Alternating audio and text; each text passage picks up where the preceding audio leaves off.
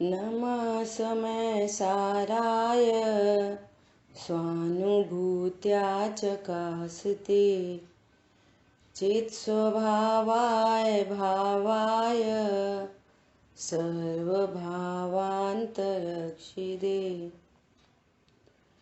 वन्दितु सौसिद्धे ध्रुवमचलमणुवमं गदिं पत्ते वोक्ष्यामि समय पाहुड मृमो सुध केवली बड़िदम। समय सारजी ग्रंथाधिराज और अपनी पूर्ण रंग उस अधिकार पर चर्चा समाप्त होने के बाद जीव अजीव अधिकार शुरू हुआ है और जीव अजीव अधिकार में भी अमृतचंद आचार्य भगवान के मंगलाचरण के बाद कुंद आचार्य देव की गाथाएं शुरू हो रही हैं। तो प्रथम में ही एक साथ 5 गाथाओं में कुंद आचार्य देव ने अज्ञानी की मान्यताओं का वर्णन किया कि ये अज्ञानी जीव किस किस प्रकार से मैं हूं ऐसा जानता है, किस किस प्रकार से आत्मा को जानता है, मतलब मैं हूं ऐसा जानता है। उसका कारण कहा कि ऐसा क्यों जान रहा है, ऐसा गलत गलत क्यों जान रहा है। कुंद आचार्य भगवान ने कहा कि आत्मा को न जानते हुए, और अमृतचंद आचार्य देव टीकाकार मुनिराज ने कहा कि आत्मा के असाधारण लक्षण को न जानने के कारण। क्यों? जो लक्षण को जानता है वही लक्ष्य को जान सकता है। जिसके ज्ञान में लक्षण प्रसिद्ध नहीं है उसके ज्ञान में लक्ष्य नहीं आता, परंतु लक्षण लक्ष्य नहीं होता। ये इंपॉर्टेंट बात है। आत्मा में अनंत स्वभाव हैं, किसी भी चीज में अनंत स्वभाव होते हैं, लेकिन लक्षण एक होता है जो वस्तु की प्रसिद्धि करता है। और लक्षण को जानने के लिए नहीं होता, वो लक्ष्य को पहचानने के लिए होता है।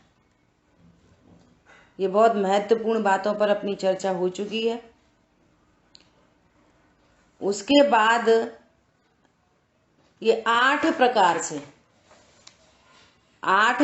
से क्या बोल रहे हैं, ऐसे अन्य भी अनेक प्रकार से दुर्बुद्धि, उनको दुर्बुद्धि कहा कि तुम हो तो जानने देखने को की शक्ति को धारती हुई वस्तु, तुम एक महामहिम वस्तु हो, द्रव्य हो, तुम पर्याय मात्र नहीं हो, पर्याय जितना नहीं हो। पर्याय है लेकिन तुम पर्याय जितना नहीं हो। छिलका गुठली है पर छिलका गुठली आम नहीं है। समझ में आ रही है बात? संयोग आदि हैं, संयोग का राग भी है, संयोग संबंधी राग भी है, पर न तुम संयोग हो न तुम राग हो। ये गजब की बात है। क्या बोल रहे हैं? शरीर है, शरीर संबंधी राग भी है, लेकिन तुम न शरीर हो न राग हो। बात समझ में आ रही है? इन दोनों सेंटेंस को कौन दोहराएगा? एक एक करके 2 लोग दोहराओ। बोलिए। शरीर है, शरीर संबंधी राग भी है, लेकिन मैं शरीर नहीं हूँ। शरीर भी नहीं हूं और राग भी नहीं हूं। राग भी नहीं। मैं शरीर भी नहीं हूं और राग भी नहीं हूं। पॉइंट समझ में आ रहा है? दूसरा कौन दोहराएगा? संयोग वाला, बोलो जल्दी।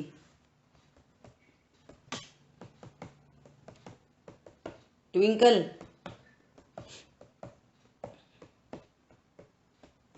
संयोग हैं, संयोग संबंधी परिणाम भी हैं, परंतु न मैं संयोग हूं न मैं परिणाम हूं। ये गजब की बात है।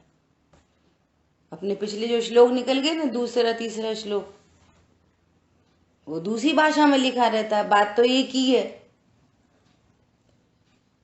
परद्रव्य, परद्रव्य के भाव, परद्रव्य के निमित्त से होने वाले अपने विकारी भाव, उनसे मैं भिन्न हूं। दूसरे श्लोक में बात आ गई। पॉइंट समझ में आ रहा है? अरे बोलो, आ रहा कि नहीं आ रहा? ठीक है, आ रहा है। देखो क्या कह रहे हैं, ऐसे अन्य भी अनेक प्रकार से दुर्बुद्धि पर को आत्मा कहते हैं। इन किन प्रकार पर को ही आत्मा कहते हैं,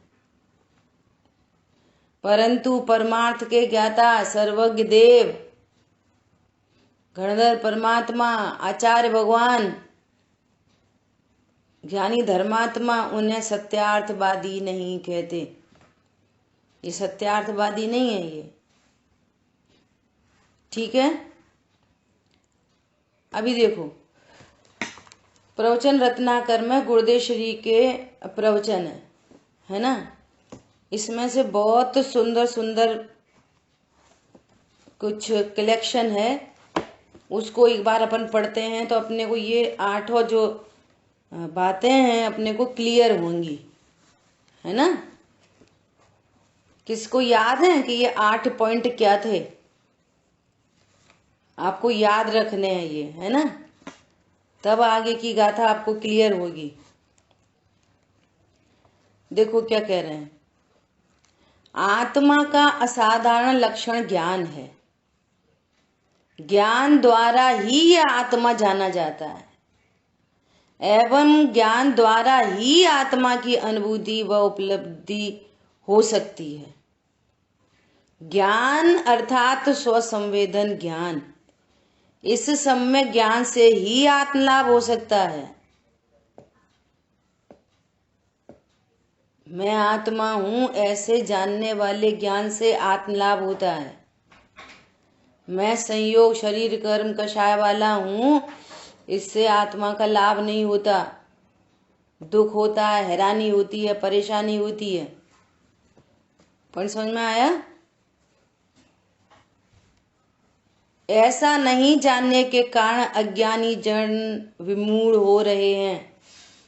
अज्ञानी जन क्यों विमूढ़ हो रहे हैं? आत्मा का असाधारण लक्षण नहीं जानने के कारण। दया, दान, व्रत, तप, भक्ति आदि शुभ राग से, पुण्य भाव से धर्म होता है, इन्हीं से आत्मलाभ होता है।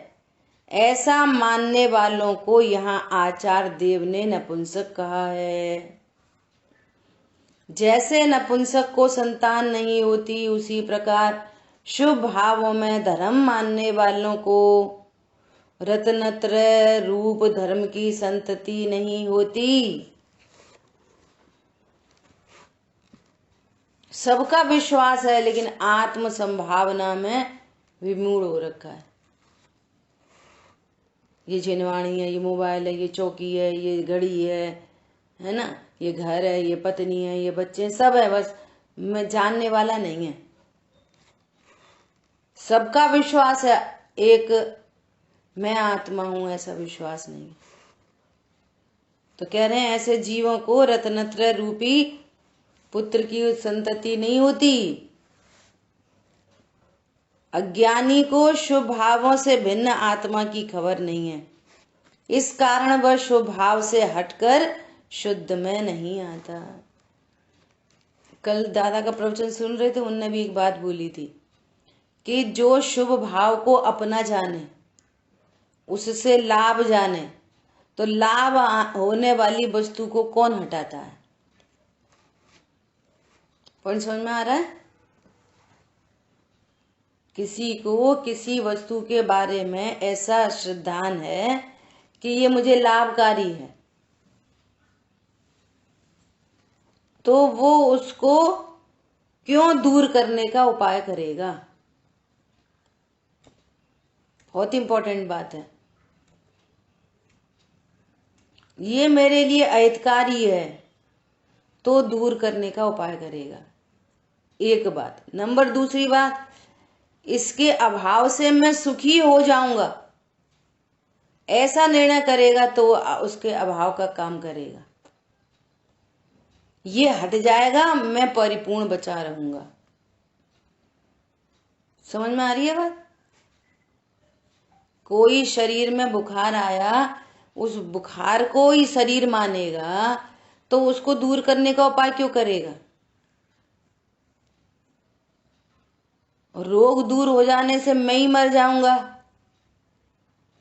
अरे रोग दूर हो जाने से मैं स्वस्थ हो जाऊंगा,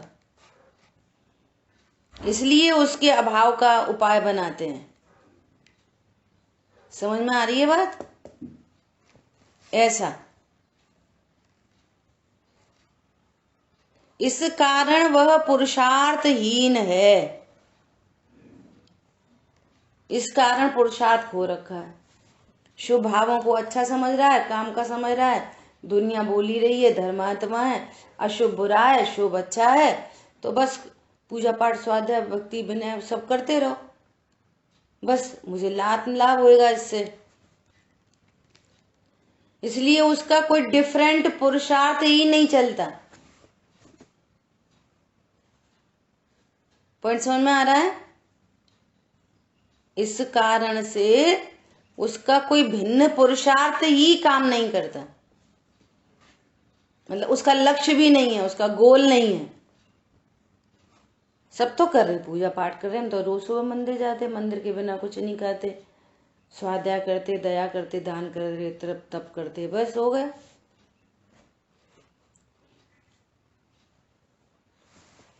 समझ में आ रही है। शुभाशुभ भावों से भिन्न होकर अपने ज्ञान स्वभाव में जो निज को जाने अनुभवे उसे पुरुष कहा है। भले ही वो स्त्री की आत्मा हो, भाई स्त्री तो देह है, आत्मा कहीं स्त्री नहीं है। आत्मा शुभाशुभ भावों का उच्छेदक अनंत वीर का स्वामी है। हरी बात समझ में। ऐसा, अब देखो एक एक जो 8 प्रकार से आत्मा को मानता है उसकी चर्चा अपन एक बार रिवीजन के तौर पर कर रहे हैं गुरुदेव श्री के प्रवचन से, जिससे अपने को इजी पड़े और अपने को वो भाव ख्याल में आए कि इन 8 में क्या क्या 8 मान्यताएं हैं अज्ञानी की। ठीक है। नंबर 1, अध्यवसानों से जुदा कोई आत्मा नहीं दिखाई देता। लिख लो अब, सरल सरल एकदम। और अध्यवसान किसको कहा था कल, बोलो। अज्ञान मोह राग द्वेष तो कहा था, एक पर्टिकुलर सेंटेंस था। मिथ्या अभिप्राय युक्त विभाव परिणाम। बहुत बढ़िया, मिथ्या विभाव युक्त विभाव परिणाम। क्योंकि विभाव तो आगे भी है लेकिन उसको अध्यवसान नहीं कहा। अभी चर्चा आई सब कर्ता कर्म अधिकार में, ये चीजें पक्की होनी चाहिए। वहां कहेंगे कि अज्ञानी को अध्यवसान है, ज्ञानी को राग द्वेष है लेकिन अध्यवसान नहीं है। डिफरेंस पता चला। अज्ञानी जीवों को अध्यवसान है लेकिन ज्ञानी जीवों को राग है, अध्यवसान नहीं है। लड़ाई झगड़े युद्ध भोग विषय सब हैं लेकिन अध्यवसान नहीं है। कितनी बड़ी बात है। इसलिए उसको अबंधक कह रहे हैं। वो अबंधक है, वो अगर किंचित बंध भी है तो वो अनंत संसार का कारण नहीं है। अब ये सब लॉजिक आपको ख्याल में रहेंगे ना तो वहां मजा आएगा। देखो क्या कह रहे हैं, इसी प्रकार अध्यवसानों से जुदा कोई जीव दिखाई नहीं देता। वहां एग्जाम्पल क्या दिया, जैसे कालेपन से भिन्न कोई कोयला दिखाई नहीं देता। इसके उत्तर स्वरूप गाथा में क्या बोलेंगे कि कालेपन से भिन्न सोना दिखाई देता है। किनको दिखाई देता है? इनको दिखाई देता है, ये परमार्थ के ज्ञाता। जो परमार्थ के ज्ञाता जो ये कह रहे हैं कि तुम दुर्बुद्धि हो क्योंकि तुम आत्मा को नहीं जानते।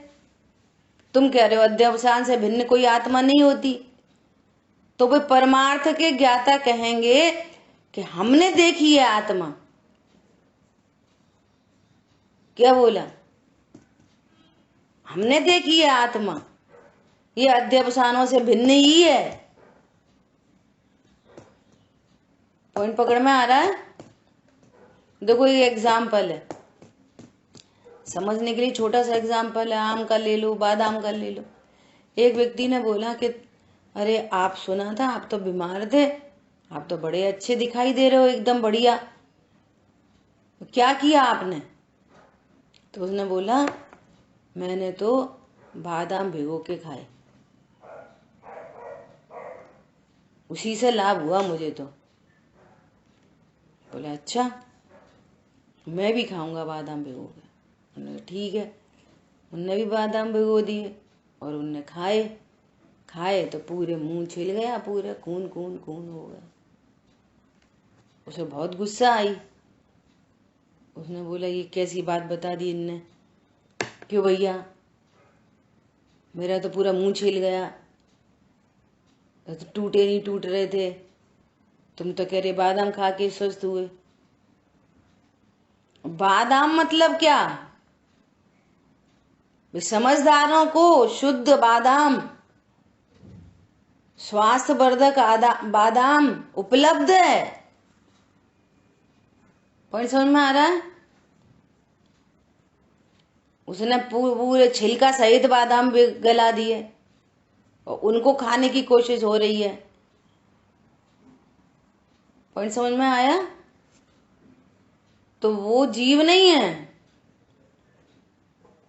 अध्यवसान जीव नहीं है, अध्यवसानों से भिन्न।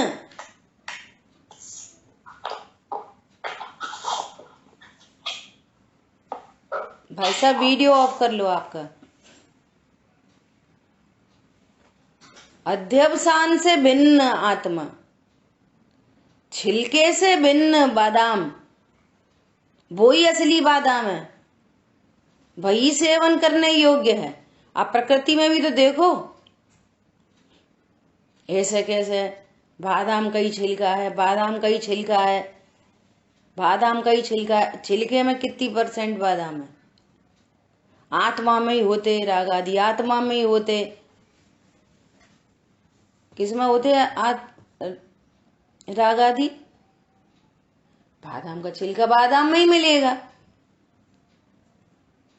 बादाम का छिलका केला में थोड़ी होएगा।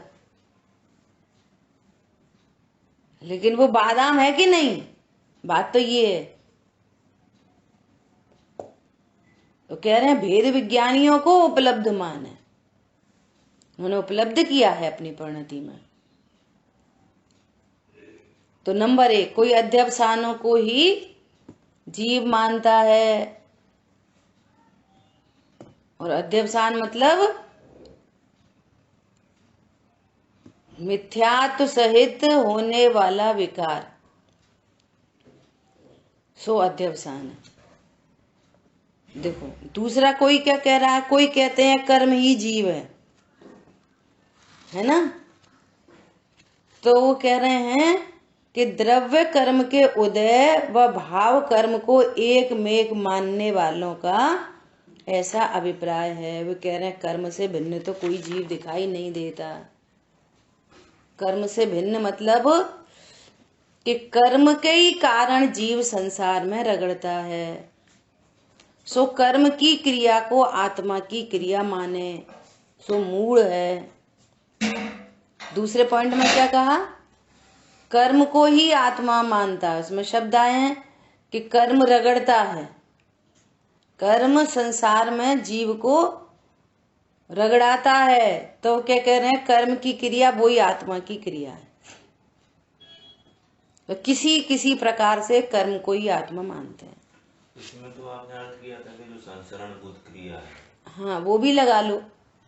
संसरण भूत क्रिया मतलब कि जितनी भी एक्टिविटी दिखाई दे रही है ना, क्रियात्मक जो कार्य दिखाई दे रहा है, तो उसका कारण कौन है कि कर्म। ऐसा, ठीक है। नंबर 3 क्या बोल रहे हैं कि तीव्र मंद जो रागादि परिणाम हैं वे कैसे हैं? तीव्र मंद, उनकी तीव्रता मंदता दिखाई दे रही है, तीव्रता मंदता।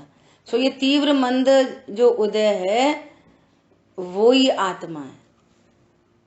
कोई पाप करता है, कोई पूजा करता है, कोई लड़ाई करता है, कोई झगड़ा करता है, कोई दया, कोई दान। बोलो, इससे भिन्न कोई आत्मा दिखाई दे रहा है आपको?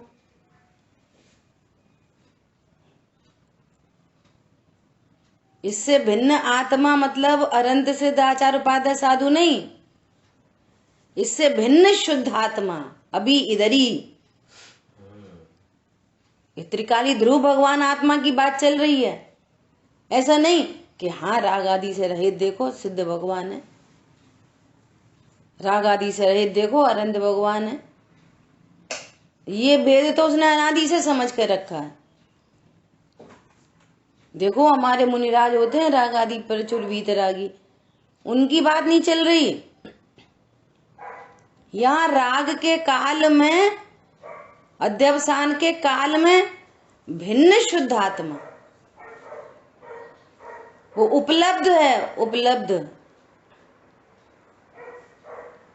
देखो और एग्जाम्पल इसके लिए, हालांकि वही चर्चा भी आएगी। दूध आया, दूध दूध है ना। अब बोलो कहाँ है इसमें घी? कहाँ है घी इसमें? तो क्या कह रहे हैं? समझदारों को दिखता है, उसके ज्ञाता को दिखता है। वो ऐसा एक उंगली में डाल के बता देगी कितना घी है, कैसा है, ऐसा। फिर उसको भिन्न करने की प्रोसेस है, सो अलग है। पॉइंट समझ में आया? पहले तो ऐसा जानना, सिद्धांत में थोड़ी अलग बात है। सिद्धांत में जाना वही विधि है, यहाँ तो दो चीजें करनी पड़ती हैं दृष्टांत में। इसका अंतर समझना हमेशा। सिद्धांत दृष्टांत हमेशा एक देश होते हैं, उतना ही पकड़ना चाहिए।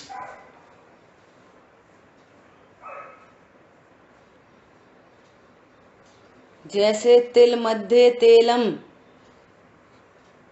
तिल के बीच में क्या है? तेल है। कैसा? एकदम शुद्ध सुरक्षित। कहाँ है तेल? कहाँ है तेल? इसमें कहाँ है तेल? कि उसके ज्ञाता को दिखता। पाषाण मध्य मूर्ति, और पूरा बहुत अच्छा संस्कृत का श्लोक है, कल सुनाएंगे भैया से पूछ के। पाषाण में मूर्ति दिख रही है, किसको? मूर्तिकार को, जो मूर्ति बनाता है। हमें तुम्हें कहाँ दिख रही है मूर्ति? उसको सब दिख रही है, आंख कान नाक मुंह। भेद विज्ञान कला है, भेद विज्ञान कला है, बाकी सब बला है। बाकी कम आता हो ज्यादा आता हो चल जाएगा। वो नाविक बोल रहा था राजा से, राजा आपको तैरना आता है? कह रहे नहीं, तो तुम्हारी 100% गई जिंदगी, मैं तो चला। ऐसे ये भव समुद्र से तैरने की कला।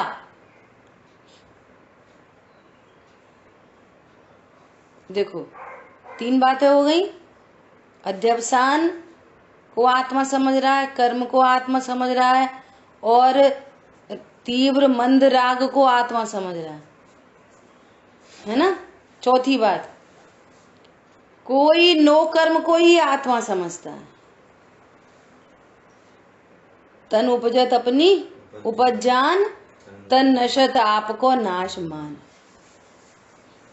देख लो, कोई से पूछो और सब कैसा है, वो क्या समझता है कि शरीर रहेगा तो मैं रहूंगा, शरीर रहेगा तो मैं रहूंगा।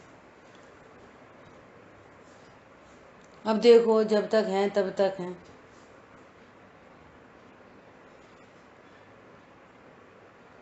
व्यवहार ज्ञानी धर्मात्माओं की व्यवहार न की बात को परमार्थ तरीके समझना। अब मैं अविनाशी हूँ, मैं अविनाशी हूँ, इस स्वरूप को जानकर फिर कहते हैं देहांत के समय में तुमको न भूल जाऊं। तो वे देहांत बोल रहे हैं, देह का अंत होगा, देहांत, जीवांत तो नहीं बोला। और ये उसको पढ़ पढ़ के समझ रहा है कि जब मेरा देहांत होएगा, क्या क्या बोला, किसी ने कुछ बोला क्या, कुछ लिख के आया है ना, बोलो आप क्या पूछना चाह रहे थे। पॉइंट समझ में आया? देहांत के समय में तुमको न भूल जाऊं।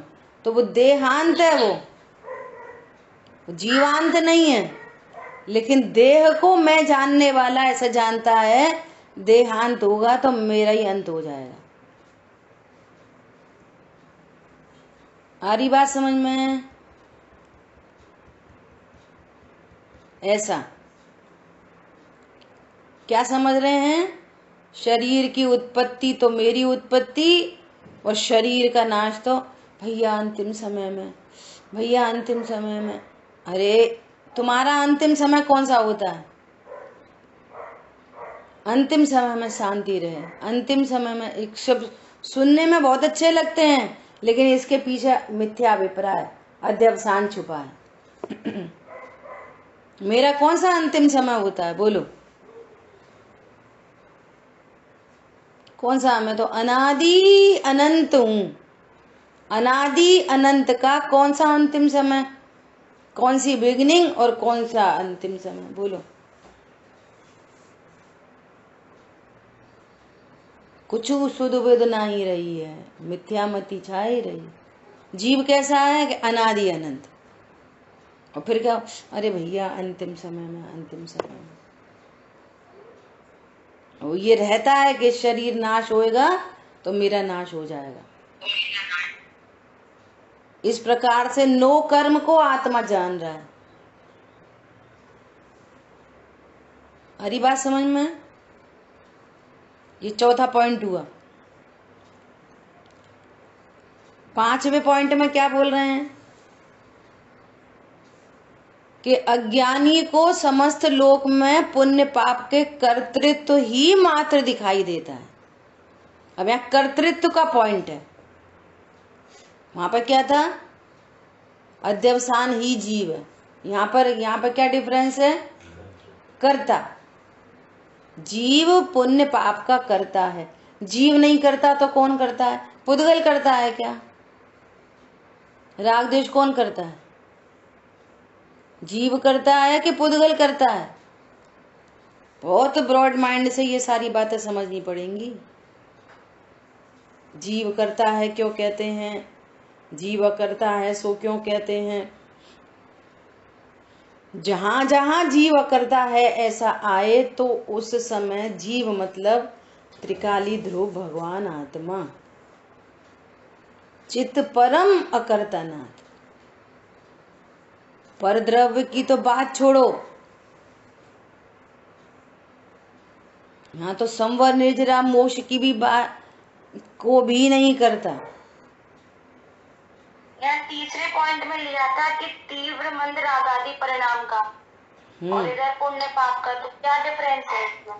वही तो बता रहे हैं। तीसरे पॉइंट में और पांचवें पॉइंट में यहाँ कर्तृत्व कहा। देखो स्टार्टिंग में ही क्या कहा है? स्वयं उत्पन्न होते हुए राग द्वेष, अध्यवसान। और यहाँ पर क्या? कर्ता। अज्ञानी को समस्त लोक में पुण्य पाप का कर्तृत्व ही मात्र दिखाई देता है। ये कर्तापने से यहाँ पे बात है। वहां जीव में उत्पन्न होते हुए राग द्वेष को जीव समझ रहा है, और यहाँ पे मैं राग द्वेष का करता हूँ। पुण्य पाप कहो, शुभाशुभ भाव कहो, तो एक ही बात है ना। गुरुदेव श्री ने इसको इजीएस्ट करके ये सारे पॉइंट लिए। क्या लिए हैं? यहाँ पुण्य पाप के कर्ता की बात कही है, और छठवें बोल में साता साता के एंगल से, छठवें बोल में साता साता था, तो साता साता के एंगल से यहाँ पर भोक्तृत्व की बात ली है छठवें बोल में। इसलिए अपन ने गुरुदेव श्री को कंसल्ट करा कि थोड़ा सा वो डिफरेंस, हमारे एक एक बोल का डिफरेंस ख्याल में आए, क्योंकि सब में शुभाशुभा, उनको तीव्र मंद अनुभाव, कर्म का उदय, ये सब चीजें दिखाई दे रही हैं, है ना। तो यहाँ से थोड़ा स्पष्टीकरण हो रहा है। समझ में आ रही है बात?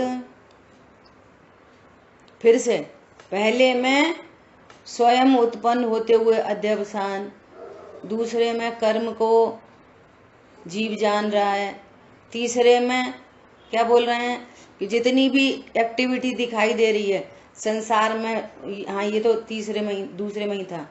तीसरे में क्या कह रहे हैं कि तीव्र मंद राग आदि, इसको जीव कहा। चौथे में नो कर्म को जीव कहा। पांचवें में शुभाशुभ भाव का कर्ता जीव है। छठवें में शुभाशुभ भाव का भोक्ता जीव है। ठीक है, देखो गुरुदेव श्री लिख रहे हैं, इस छठवें बोल में भोक्तृत्व की बात ग्रहण की है। कहते हैं कि साता असाता से व्याप्त समस्त तीव्र मंदत्व रूप गुणों द्वारा भेद रूप होने वाला कर्म का अनुभव ही जीव है, क्योंकि सुख दुख से अन्य कोई जीव दिखाई नहीं देता। दुनिया में सब कैसे जीव दिखाई देते हैं? सुखी दुखी। कोई कहता मैं सुखी हूं, कोई कहता मैं दुखी हूं। तो सुखी दुखी जीव है। क्लियर? ऐसा देखो गुरुदेव श्री कह रहे हैं, अज्ञानी की दृष्टि निरंतर पर्याय पर ही रहती है। चैतन्य मूर्ति त्रिकाली शुद्धात्मा की ओर उसकी दृष्टि ही नहीं है। इस कारण साता असाता के उदय में जो मोह जनित सुख दुख का वेदन है, उससे भिन्न कोई शुद्ध आत्म जनित वेदन भी हो सकता है, इस बात का उसे पता नहीं है। कोई आत्म जनित शुद्ध वेदन हो सकता है, अतीन्द्रिय आनंद, ऐसा उसको पता नहीं है। वो क्या समझता है, जय सुख दुख है बस। ठीक है, अभी यहाँ पे क्या कह रहे हैं, सातवें बोल में वो कह रहे हैं आत्मा व कर्म दोनों मिलकर जीव है ना, ऐसा कह रहे हैं। यहाँ पर भी एक बहुत सारे अच्छे अच्छे पॉइंट आए हैं। देखो एक एक पैराग्राफ पढ़ के बता रहे, एक समय की पर्याय व्यक्त है, प्रगट है, और त्रिकाली वस्तु आत्मा अप्रगट है। अव्यक्त वस्तु प्रगट पर्याय में नहीं आती, इसलिए अव्यक्त अप्रगट कहलाती है। यद्यपि वस्तु पर्याय में नहीं आती, तथापि उसका ज्ञान पर्याय में ही होता है। वो ज्ञान पर्याय में उस त्रिकाली ध्रुव का ज्ञान होता है। द्रव्य पर्याय में नहीं आता, पर्याय द्रव्य में नहीं जाती, चूंकि पर्याय का स्वरूप स्वपर प्रकाशक है। जिस प्रकार से पर का ज्ञान होता है, उसी प्रकार से स्व का ज्ञान होता है। कैसे होता है? जब वो ज्ञान आगम के माध्यम से, युक्ति के अवलंबन से अपने को ज्ञान स्वरूपी भगवान आत्मा जानता है, तो वो ज्ञान पर्याय स्वतः स्वभाव सन्मुख होती है। अगर इनमें से किसी प्रकार की मान्यता यदि है उसकी, तो वो ज्ञान कभी स्वभाव सन्मुख होता नहीं है। समझ में आ रही है बात? पिछली श्लोकों में भी ये वाली बात आई थी कि जब उस ज्ञान का कोई ठौर नहीं रहा, तो वो ज्ञान कहाँ जाएगा? ये नहीं, मैं ये नहीं, ये नहीं, ये नहीं, ये नहीं, ये नहीं, तो मैं कौन? मैं शुद्ध आत्मा। ऐसा एक रूप निर्णय होने वाला ज्ञान वो स्वभाव सन्मुख अपने से होगा। ऐसा ये कोई खींचतान का काम नहीं है, एक रूप निर्णय का काम है। समझ आ रही बात? ऐसा ये 7वां बोल हुआ, ठीक है। इसमें और बहुत अच्छे अच्छे पॉइंट्स हैं।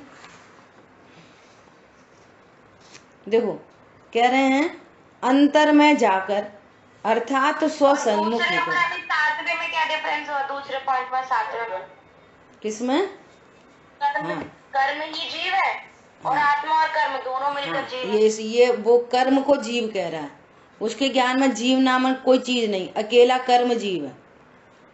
और यहाँ पर कर्म और जीव दोनों मिलकर,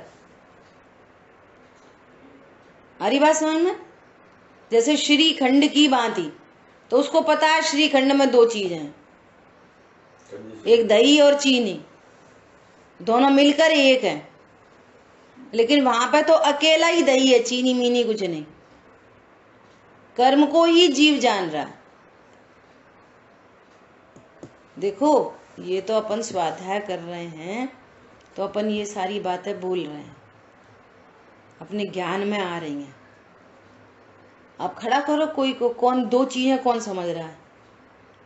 हिंदू मुस्लिम सिख ईसाई इंक्लूडिंग जैन और मुमुक्षु, भेद विज्ञान से रहित जीव, 2 चीजें कौन समझ रहे हैं? कि यहाँ पे आत्मा और शरीर है, दोनों मिलके एक मान रहे हैं। एकांत रूप से शरीर है यहाँ, तो बस मैं शरीर हूं, एकांत रूप से। ये वाली बात शरीर नहीं कह रहा, ज्ञान कह रहा है। ज्ञान ऐसा नहीं कह रहा कि आत्मा भी है और शरीर भी है। पॉइंट समझ में आ रहा है? मैं गोरा काला हूं, मैं मोटा पतला हूं, मैं लड़का लड़की हूं, मैं धनवान हूं, मैं गरीब हूं, मैं हैरान हूं, मैं परेशान हूं, मैं सुखी हूं, मैं दुखी हूं। जीव प्लस करके ये वाली मान्यता कहाँ है? जीव तो टोटली मिसिंग है। ये तो हम आगम युक्ति से समझ रहे हैं चीजों को। हमारे तो बहुत कर्म का उदय है। किसको? हमको। हम मतलब लड़का लड़की। अरे बहुत पाप का उदय। अरे बाइयों को बात करते सुन लोगे, अन्नमतियों को, भैया पाप का उदय है, भैया पुण्य का उदय है। किसको? शरीर को। मैं शरीर हूं और मुझे पाप का उदय है, मैं शरीर हूं और मुझे पुण्य का उदय है। समझ में आ रही है? किसी से भी पूछो, किसी से भी, उससे पूछो कि तुम्हें कभी गुस्सा आती है? हाँ आती है। क्रोध को रखो सामने, सब पूरी दुनिया को क्रोध से परिचय है। अब उसका ओरिजिन पूछो, उसका अस्तित्व पूछो, इस क्रोध का अस्तित्व कहां पर है? आत्मा खड़ी करनी पड़ेगी। कहाँ है? आंख में, कान में, मुंह में, हाथ में, पैर में, कहाँ है क्रोध? क्रोध कहाँ एग्जिस्ट करता है? बताओ। क्रोध को देखा किसी ने? हाँ हमने देखा, आंखें लाल हो जाती हैं। आंख लाल तो किसी अन्य कारण भी होती हैं, तब क्रोध होता है क्या? क्रोध आत्मा की अमूर्तिक पर्याय है।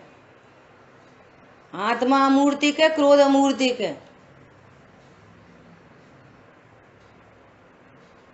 आत्मा के बिना तो क्रोध भी सिद्ध नहीं होगा।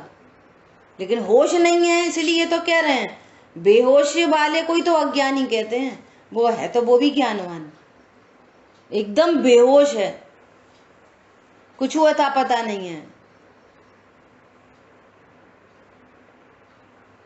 इसलिए बोला जाता आगम युक्ति से, देखो आगम युक्ति भी लग जाए, आगम का सेवन हो, युक्ति का अवलंबन हो, लेकिन युक्ति के अवलंबन में वहां मैंपने की स्थापना नहीं हो, तो भी बात नहीं बनती। मैं ज्ञान स्वरूप हूं, मैं भगवान आत्मा हूं, मैं परिपूर्ण हूं, मैं अनटच इफेक्टलेस फुल्ली सेफ हूं। संयोग के परिवर्तन से मैं अपरिवर्तित तत्व हूं। जो निंदा प्रशंसा के शब्द हैं उनसे मेरा कुछ नहीं होता। आचार्य देव दर्पण की भांति बोले, देखो दर्पण में क्या क्या क्या क्या झलक रहा है। उसका स्वभाव झलकाने का है। भेद से कहो तो झलकाने का स्वभाव है, और अभेद से कहो तो ज्यों का त्यों रहने का स्वभाव है। बोलो कितने साल से तुम्हारे सबके घरों में दर्पण टंगा है, उसमें क्या क्या नहीं झलकता। दर्पण कैसा है? इस दर्पण को उठा के दूसरे कमरे में लगा दो तो दर्पण में क्या अदले बदलेगा, उसका स्वभाव कैसा रहेगा? वैसा का वैसे ही। ऐसे जो अपने स्वभाव को स्पर्शता है, ऐसा मेरा स्वभाव है, मेरे में कुछ नहीं होता। उनने बुरा बोल दिया, मेरे में कुछ नहीं होता। ये शब्दों का ज्ञान हुआ है बस। सो मेरा स्वभाव है सो पर प्रकाश है। पर प्रकाशन से वस्तु खराब थोड़ी होती है। चांदनी विक्रिया को इनके इनके भाव चाहिए गजब तरीके से, प्रणति एकदम प्रसन्न हो जाए। अपन पढ़ते तो गाते तो बहुत अच्छे से हैं। जो कुछ झलकता ज्ञान में वह ज्ञेय नहीं बस ज्ञान है, नहीं ज्ञेय कृत किंचित अशुद्धि, सहज स्वच्छ सुज्ञान है। बोलो ज्ञान ऐसा है तो ज्ञायक कैसा है? यहाँ तो ये बताना है कि पर्याय में भी शुद्ध हूं। पर्याय आज तक संयोग वाली नहीं हुई, पर्याय आज तक शरीर नहीं वाली नहीं हुई, पर्याय रागी नहीं हुई, पर्याय द्वेषी नहीं हुई। कौन सी? जानने वाली पर्याय, उपयोग लक्षण। जानने वाली पर्याय मतलब उपयोग लक्षण। छायोपशम्य ज्ञान भी, तो गलती क्या हो रही है? वो छायोपशम्य ज्ञान में जो कुछ झलक रहा है उसमें किसी न किसी प्रकार से मैं पना स्थापित है, उसमें राग द्वेष, उसके साथ ममत्व परिणाम है। ये ज्ञान निर्ममत्व हो गया। ये पर मेरा नहीं, पर अच्छा नहीं, पर बुरा नहीं। सज्जन प्राणी किसी चीज को पर जानने पर फिर वो ये नहीं कहते ये नहीं हमारी तो नहीं है पर है बहुत अच्छी, ये हमारी नहीं है बेकार है, तुम्हारी नहीं है फिर अच्छी बुरी का प्रश्न खत्म हो गया। समझ में आ रहा? जहां ज्ञान पर्याय मेरी नहीं, तहां न अपनो कोई, तहां न अपनो कोई। सबसे नियरेस्ट वन है वो ज्ञान की पर्याय। ज्ञान की पर्याय मैं नहीं, मैं तो त्रिकाली ध्रुव हूं, मैं बॉस हूं, आई एम द बॉस। ये ज्ञान की पर्याय वॉचमैन है। इसको जानो उसको जानो, कम जानो ज्यादा जानो, स्व को जानो पर को जानो, इसको जानना है मुझे जान लेगी, मैं तो बॉस विराजमान हूं। नियरेस्ट वन वो ज्ञान है।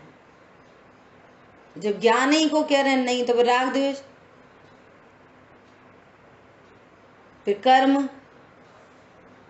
फिर शरीर, फिर संयोग, कितने दूर चले गए। ये समय सारजी वो ग्रंथ है, इस ग्रंथ में आचार्य भगवान ने प्रतिज्ञा की है कि ये उस आत्मा को बताएंगे जिसके आश्रय से तुम्हें रत्नत्रय प्रकट हो। उस आत्मा की बात है। इसलिए वो कह रहे हैं कि हम दिखाएंगे, तुम प्रमाण करना, क्योंकि तुमने नहीं देखा निज शाश्वत देव, रही क्षण का पर्याय की प्रीति। ये विश्व का अक्षम्य अपराध है, अक्षम्य अपराध। सप्त व्यसन से बड़ा पाप है, सप्त व्यसनादि छोटे पाप हैं। सप्त व्यसन जो ऐसा कोई पता चले तो ऐसा अरे वो पता है हमने देखा उन्हें शराब पीते, यहाँ कह रहे मोह महामद पियो अनादि। अरे हमने देखा उन्हें मांस खाते, वो कह रहे हैं देह की मगनताई मांस भकी वो है। कोई जीव मांस खा सकता है? बात समझ में नहीं आती। अच्छा, मांस नहीं खाता, मुसलमान मांस नहीं खाते? बोलो, जैनी आलू खाते हैं? गुरदेशी को पढ़ो तो इनके अर्थ समझ में आएंगे। और गा के तो गाने में कुछ प्रॉब्लम नहीं है, गाने में। बोलो, ये वाली बात कहीं पूजा में लिखी है? इंद्रिय के भोग मधुर विष सम, लावण्यमयी कंचन काया, यह सब कुछ टोटल जड़ की क्रीड़ा है। क्या है ये जड़ की क्रीड़ा है ये पूरी। अब वो अप्रोच नहीं होती ना ज्ञान की, वहां पर जाके वो एकदम भेद ज्ञान हो और अप्रोच हो जाए, ओ ये तो पुद्गल की क्रिया है। अरे शुद्ध आहार भी पुद्गल की क्रिया है भैया। जीव शुद्ध आहार करता, क्या शुद्ध करना चाहिए अपन को, क्या करना चाहिए? अप्रोच नहीं होती ना, अच्छा तो कब मांस खाने लगे? यहाँ पे कह रहे खा सकते नहीं, शुद्ध आहार भी कर सकते नहीं, तुम कहाँ वो उल्टी धारा में जाते हो, कचड़े में। ज्ञान अलर्ट होके इनका मर्म समझे, गजब की बात है। हरी बात समझ में? तो ऐसा 7वां हुआ। देखो, बहुत इंपॉर्टेंट बात, ध्यान से सुनना।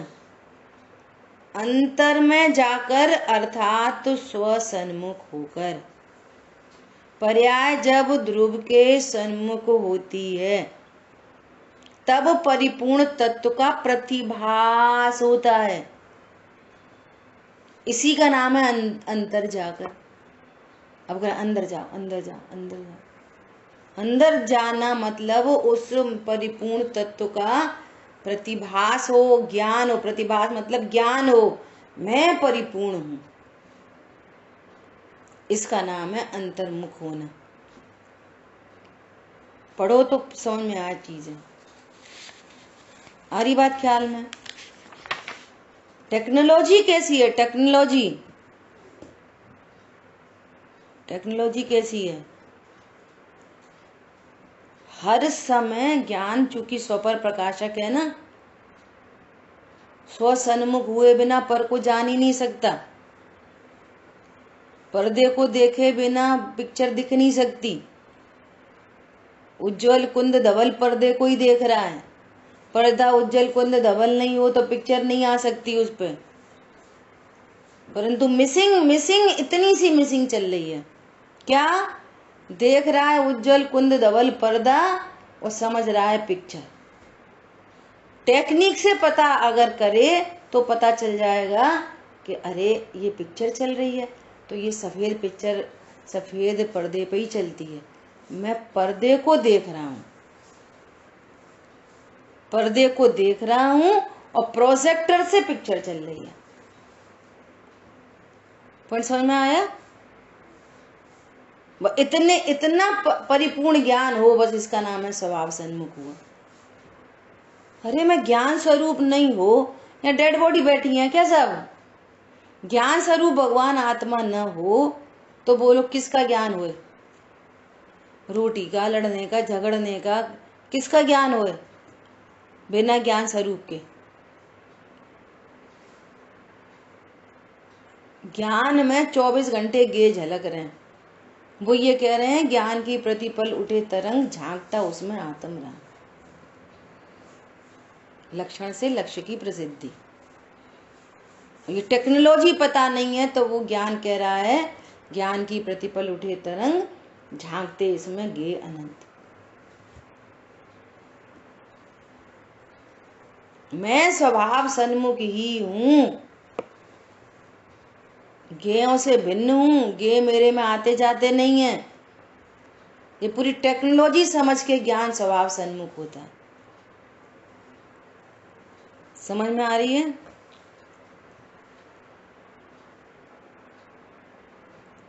देखो एक जगह वेरी इंपॉर्टेंट लिखा है, वो पैराग्राफ पढ़ के सुना रहे। वास्तव में तो आप देखो, ये टेक्नोलॉजी है, ये वस्तु का स्वरूप है।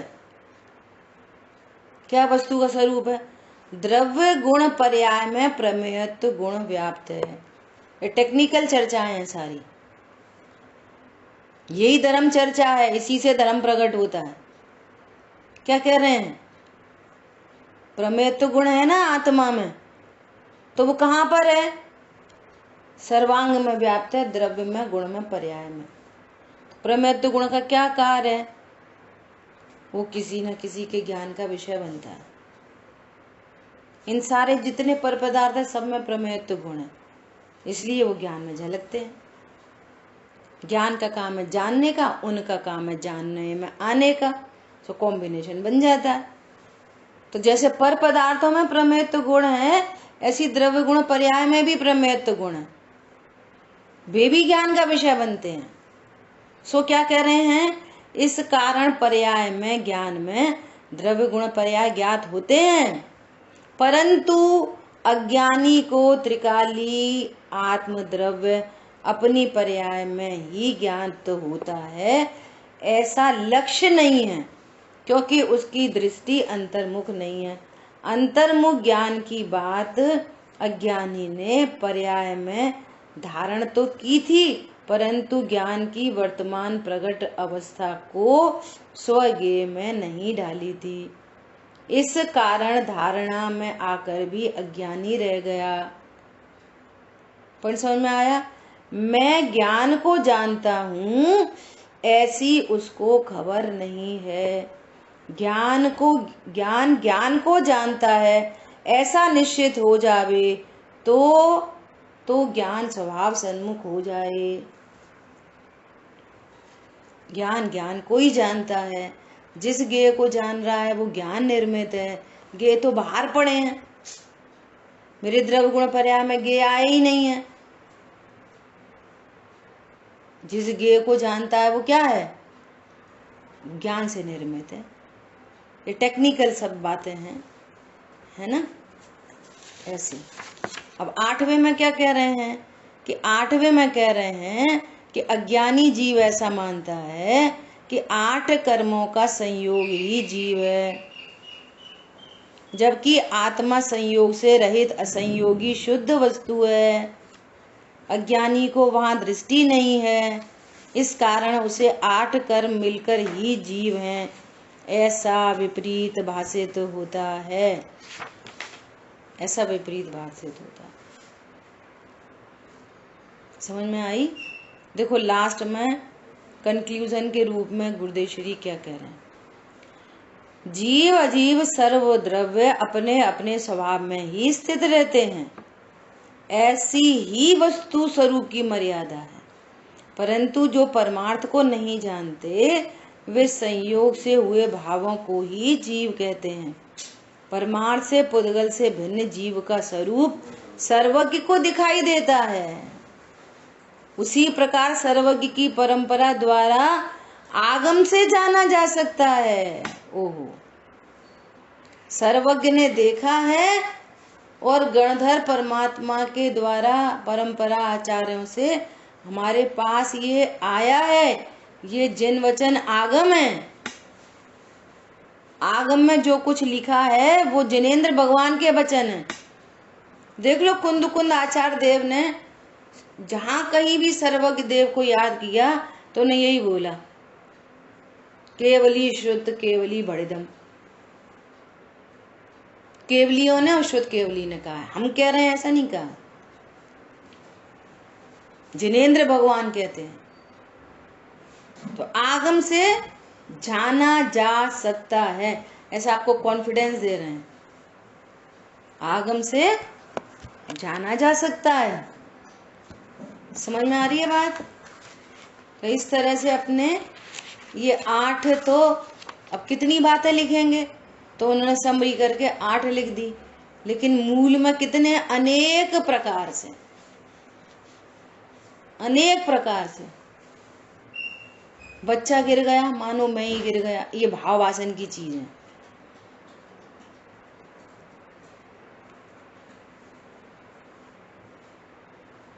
पत्नी कहती है पति चला गया तो मेरा क्या होएगा, मेरा जीवन उसी के आधार से है। ये नो कर्म को जीवन। 1 करोड़ का लॉस हो गया, मेरा ही लॉस हो गया। ये जो अपने को परिपूर्ण जाने एनी कंडीशन में, तो उसको आकुलता उत्पन्न होगी, मेरा सुरक्षित है, मैं सुरक्षित हूं।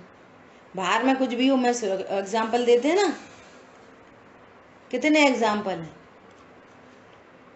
खबर आई भैया वहां दिल्ली में भूकंप आ गया,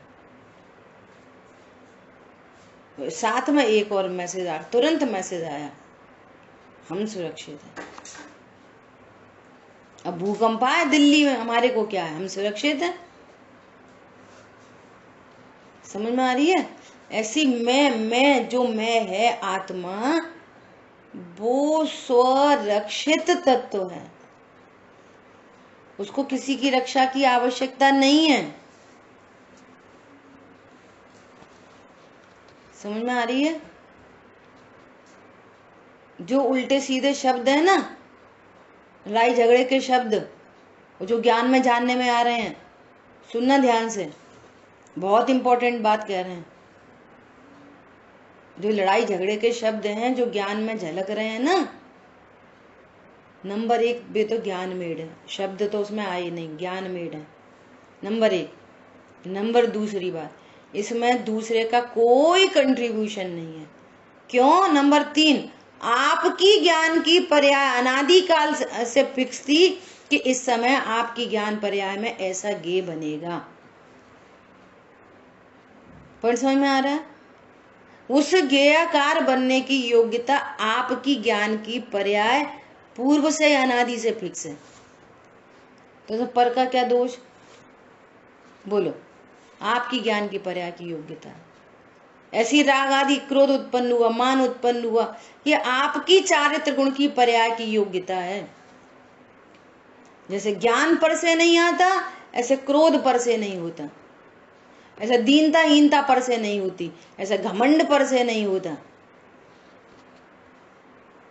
ये निर्णय करो, ये जी द्रव्य अपने द्रव्य गुण पर्याय की सीमा में रहता है, पर से कुछ नहीं आता। कल एक गलती हो गई। क्या गलती हो गई? कि वो टोकरी में नींबू रखा था और वहीं पे मिश्री रखी थी, तो गड़बड़ हो गई, पूरी मिश्री खट्टी हो गई नींबू के चक्कर में। ये लोग सीरियस होके सुनने लगे। क्या हो गई? मिश्री खट्टी हो गई, स्वीकार है। अरे पर मिश्री काली हो गई, हरी हो गई, पीली हो गई, जो कुछ भी हो गई, वो उसका परिणामन उसका स्वतंत्र है, वो कभी पर के कारण नहीं होता। नहीं तो समव शरण में जाके सारे जीव भगवान बन जाते। समझ में आ रही है? संयोगों से कुछ नहीं होता। संयोग वियोग संयोग उसे कहते हैं जो वियोग सहित होता है। ठीक है, इस प्रकार से अपनी ये चर्चा हुई, भावार्थ कल पढ़ेंगे। जिनवाणी के ज्ञान से सूझे लोकालोक, सो वाणी मस्तक नमो सदा देत हूँ दो। बोलिए द्वाशांग मई